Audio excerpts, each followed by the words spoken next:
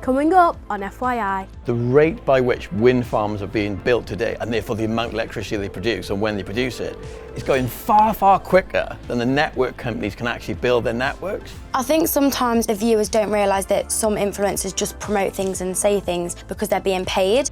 What a great achievement for the England's women's football team! You're legends and queens! This is FYI, bringing you all the news that matters to you. And first up, there have been massive celebrations all week in England after the Lionesses brought home the Euros trophy for the second time in a row. We heard from some football fans about what the incredible win means to them.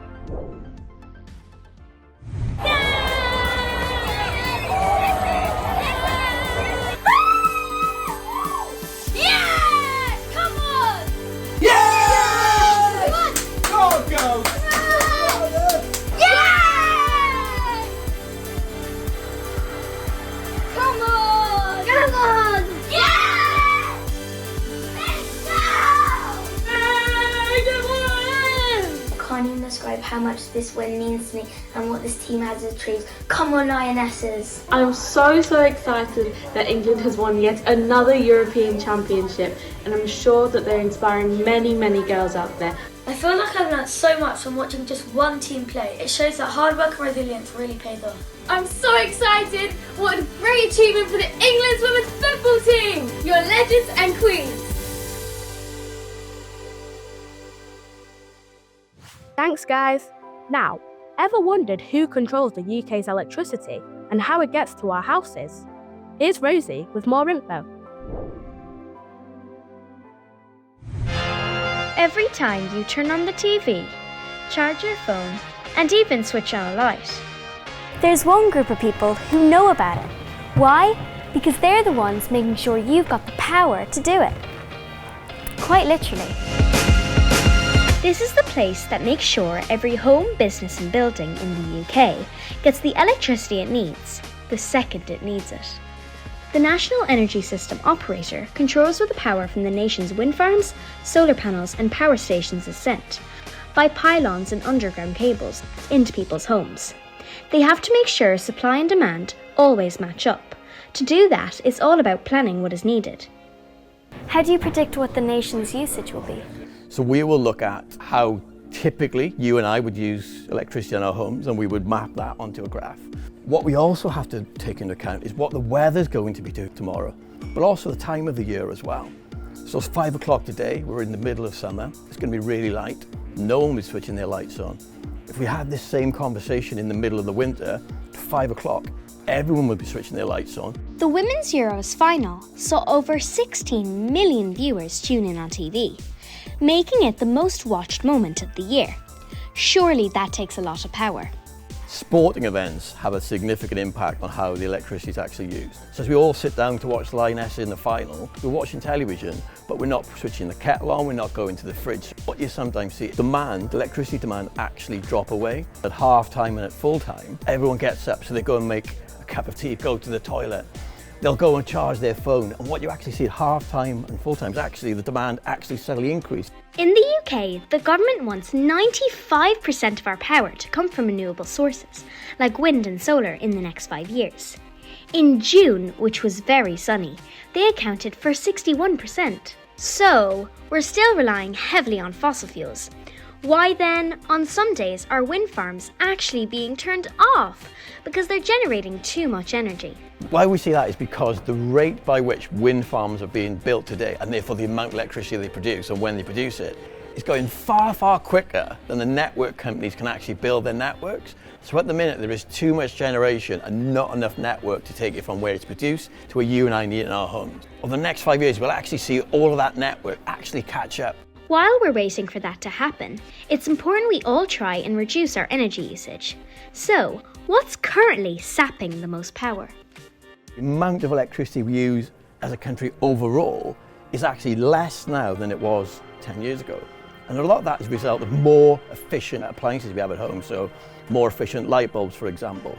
Which everyday device and gadgets are the biggest offenders? So the biggest ones are the things that have been in the house for years and years, so that's things like kettles, washing machines and dishwashers.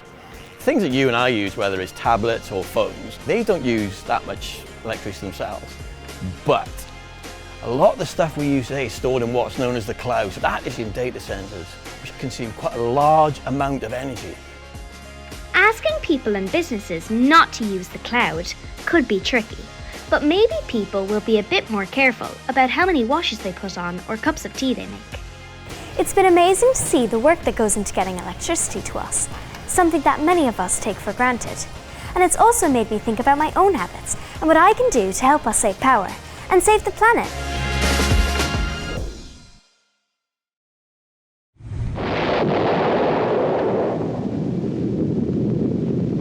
In the morning found a 400-pound bomb with a destructive force of 20,000 tons of TNT mushrooming up over the stunned enemy city. To the frightened inhabitants, the end of the world had come. On the 6th of August 1945, in the final days of World War II, the United States Air Force dropped an atomic bomb on the Japanese city of Hiroshima.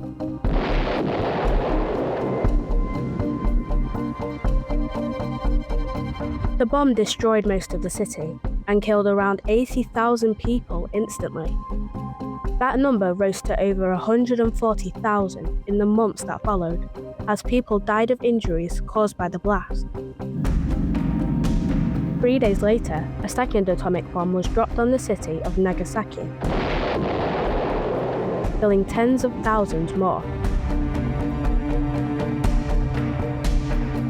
Japan surrendered soon after, bringing World War II to an end. 2 million people screamed their elation at the end of the most devastating war in recorded history. Some people believed the bombings were necessary to stop the war. Others said they were unforgivable. This year marks the 80th anniversary of the bombings, and Hiroshima is now a symbol of peace. And why it's up to global leaders and the people of the world to help build a more peaceful planet. In fact, J. Robert Oppenheimer, the man who led the development of the atomic bomb, later said, "Our future safety must lie in a collaboration based on confidence and good faith with the other peoples of the world." This next story really caught our eye this week. Food campaigners from the youth activist group Fight Back are calling for an end to junk food adverts aimed at children. They went to the Houses of Parliament to speak to MPs about their concerns for young people's health.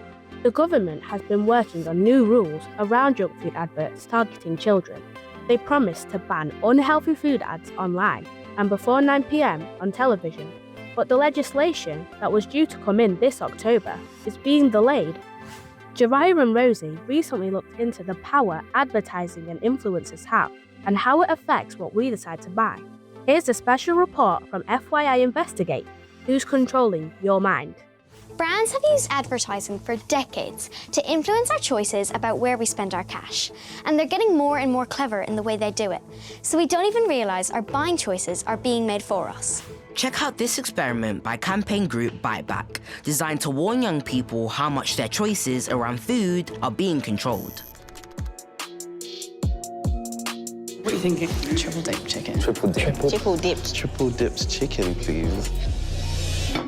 This envelope was given to you before you made your choice, right? Yeah. Are you being for real? Oh my God. That's so weird. How did you do that? The researchers cleverly planted the particular menu item in the teenagers' minds. I've seen that. Dr. Alex, the guy from Love Island. Yesterday, I saw this on my feed. Triple dip chicken. You can't resist. I didn't notice that on the seats, actually. I'm not going to lie to you. I didn't even notice. That was on the wall as well. I can't remember it. I don't remember that. So why are these techniques so successful when we can't even remember the ads themselves? It's because they're going into our subconscious memory. We might not clock an advert, but when we're later making a choice about what to buy, that memory is triggered without us knowing, and the choice is influenced by the ads we've absorbed. And they're finding sneakier ways to get inside our heads. As the brands have become much more aware of the power of implicit advertising, So that's advertising that doesn't hit you between the eyes with a hard sales pitch. It's advertising that's just there. In the video, there was an influencer guy who was a doctor eating some of the chicken.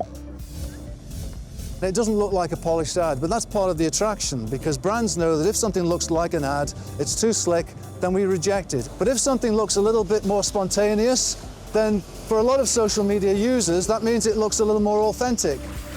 And there's one group on social media who are all about the seemingly spontaneous posts. They're known as influencers, and their posts can be seen by millions of people. But just how authentic or genuine are they? Hey guys, it's Yaz, and today I'm going to be trying out these new tanning drops. I've got 2 new products today and I can't wait to try. They look so good. I've got something a little bit different going on today. It's not just me filming, I have some other people here filming as well. Influencer Yaz started producing content when she was just 10 years old, when she and her sister unboxed and reviewed toys. Now, age 17, she gives recommendations on hair, beauty and clothes to her 240,000 followers. How do you think you ended up with so much followers? I just made sure that I posted consistently. That's one of the biggest things in the influencing industry. And I'll make 20 videos and then get them all posted. Another thing about my account is that I post a lot of relatable content. Oh, it's some clothes, I think. Every day, companies send products to Yaz that they're keen for her to feature on her channel. This is something that I've wanted for so long. Oh, this is a teeth whitening toothpaste. Do companies pay influencers to post about their products? So some it's just gifted, so they'll give me their product in return for story posts or whatever. And then sometimes it's paid. So sometimes when it's gifted product, if I have a special link or code, if people buy, they'll get discount and then I'll get commission.